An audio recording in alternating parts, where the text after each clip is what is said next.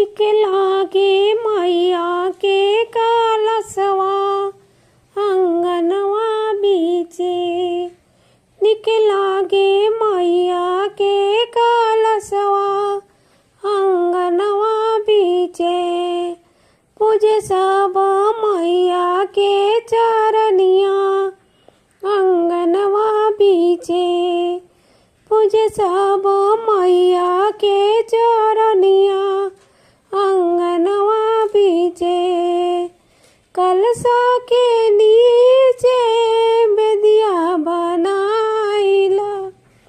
कलशा के नीचे बेदिया बनाइला। बेदिया के आरी आरी जौआ बोआइला।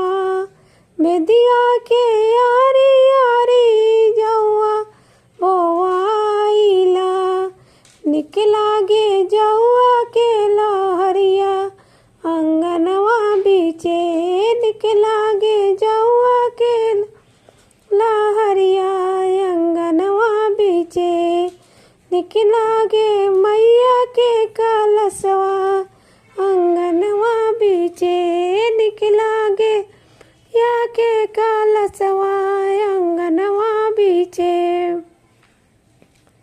कलशा के ऊपर ऊपर आम पलो लगाइला।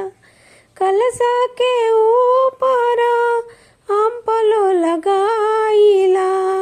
तही ऊपर नारियल दियना जलाइला। तही ऊपर नारियल दियना जलाइला।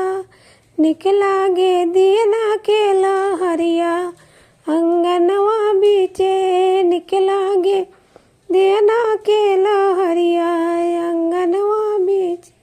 निक लागे मैया के कलशवा अंगनवा बीचे।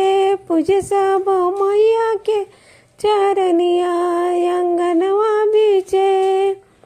केहू तो लाल चुनरिया केहू पियरा का। केहू तो लाल चुनरिया केहू पियरा का। केहू चढ़ाए धानी चुनरिया अंगन बीचे। केहू चढ़ाए धानी चुनरिया अंगनवा बीचे। निक लागे मैया के कलशवा अंगनवा बीचे। निक लागे मैया के कलशवा अंगनवा बीचे। पूजे सब मैया के चरनिया अंगनवा बीचे। पूजे सब मैया के चरनिया